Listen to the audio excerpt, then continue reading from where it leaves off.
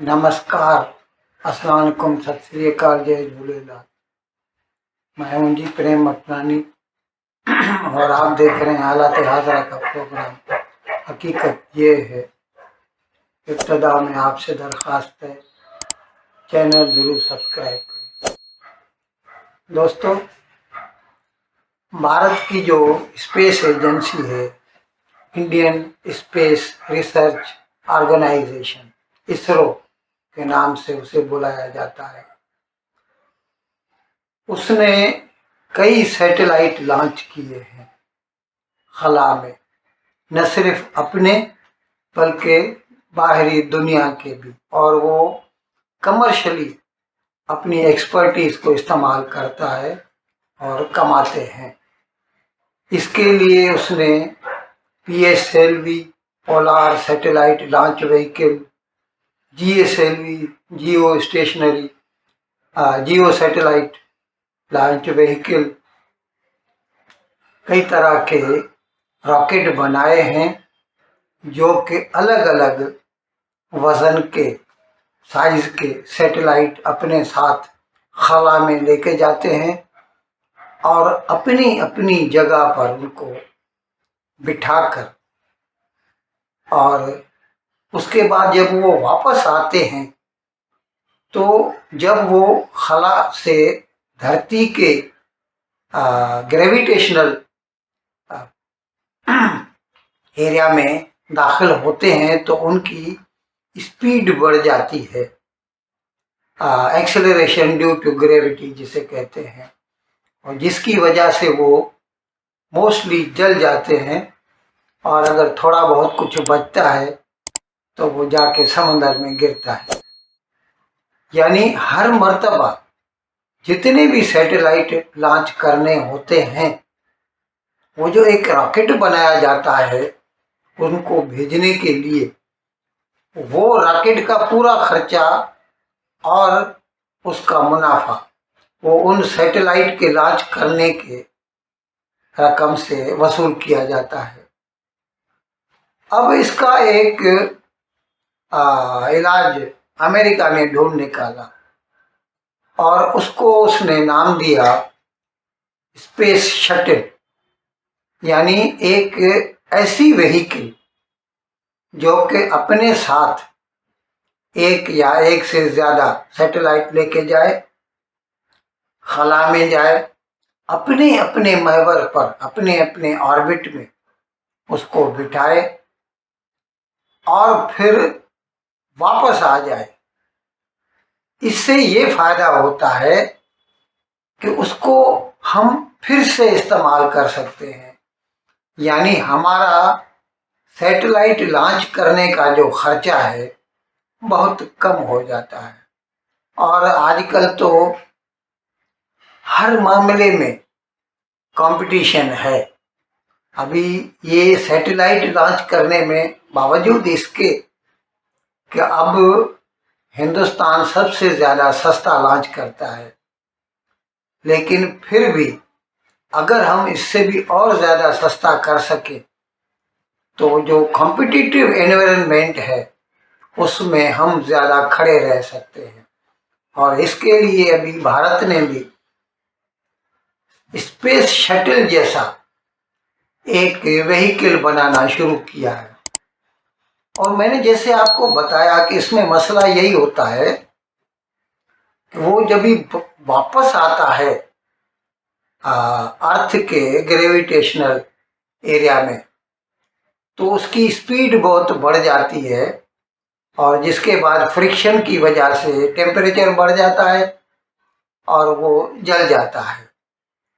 उस वक़्त अगर उसको जलने न दिया जाए और उसकी स्पीड को भी कंट्रोल रखा जाए तो उसको वापस अपनी प्री डिटरमिन्ड, पहले से मुकर्रर की हुई जगह पर जो है लैंड कर सकते हैं, उतार सकते हैं। इसके लिए भारत ने अभी उसको नाम दिया है RLV, रीयूजेबल लॉन्च व्हीकल। अब उसमें वो जो मनाते हैं ना, वो धरती से 4.5 किलोमीटर बाहर जाके और वहां से किसी हेलीकॉप्टर के जरिए उसको छोड़ देते हैं। और वो फिर जब वापस धरती के अंदर दाखिल होता है, धरती के ग्रेविटेशनल एरिया में, तो वो किस तरह अपने आप को रिस्पॉन्ड करता है और फिर कैसे वो अपनी मुकर्रर की हुई जगह पर आकर रनवे पर लैंड करता है।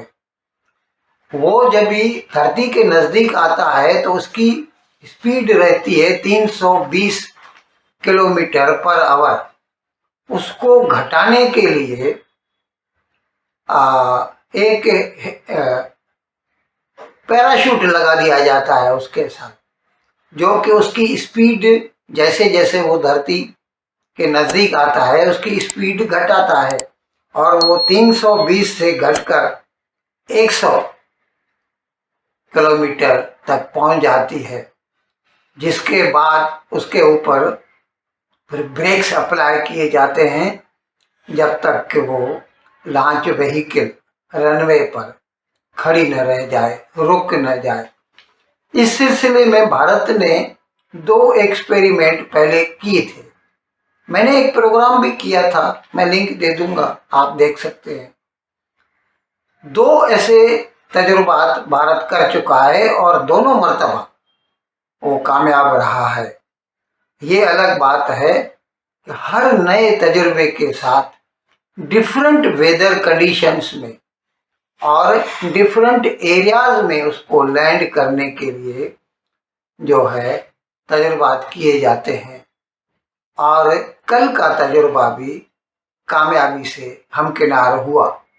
इसमें चिनूक हेलीकॉप्टर से जो है, इसका नाम इन्होंने दिया था पुष्पक। पुष्पक के नाम से ये रीयूजेबल लॉन्च व्हीकल RLV बनाई गई है और उसका शॉर्ट में तो LEX-03 नाम था और जिसको कामयाबी से धरती पे लैंड किया गया।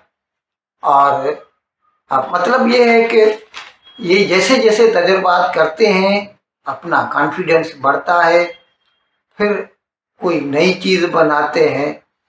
अब भले ही इस वक्त भारत जो है as compare to other satellite launching companies सस्ती, मैंने आपको शायद पहले बताया भी हो, प्राइवेट कंपनीज भी ये काम करती हैं। और इसमें सबसे बड़ी प्राइवेट कंपनी जो है ना, वो टेस्ला का जो मालिक है इलॉन मस्क की कंपनी है एक्स स्पेस एजेंसी, वो भी ये लॉन्च करता है। उनसे सबके साथ कंपटीशन करनी पड़ती है भारत को और बराबर हर साइज के जो है रॉकेट भारत लॉन्च नहीं कर सकता। इस वक्त तक जहाँ तक मैं समझता हूँ कि 5 टन तक यानी 5000 किलोग्राम तक के जो रॉकेट्स हैं भारत लॉन्च कर सका है। अब ये रीयूजेबल लॉन्च व्हीकल जो है वो कितना ले जा सकती है इसकी तफसीलात तो मेरे पास नहीं है, लेकिन इतना है कि अगर इसको कमर्शियली एक्सप्लॉइट किया गया और उस पोजीशन तक भारत पहुंच गया तो फिर भारत अमेरिका तक को टक्कर दे सकता है, कंपटीशन दे सकता है। इन अल्फाज के साथ आज का प्रोग्राम ख़त्म करने की मैं आपसे इजाज़त चाहता हूँ, लेकिन विदाई लेने से पहले एक मरतबा फिर आपसे मेरी दरख्वास्त है कि जिस किसी साहब या साहिबा ने अब तक हमारे इस चैनल को सब्सक्राइब नहीं किया, अज़राए करम इसको जल्द से जल्द सब्सक्राइब करें, प्रोग्राम को लाइक करें, शेयर करें और घंटी का बटन दबाना न भूलें। बहुत बहुत शुक्रिया। खुदा हाफ़िज़।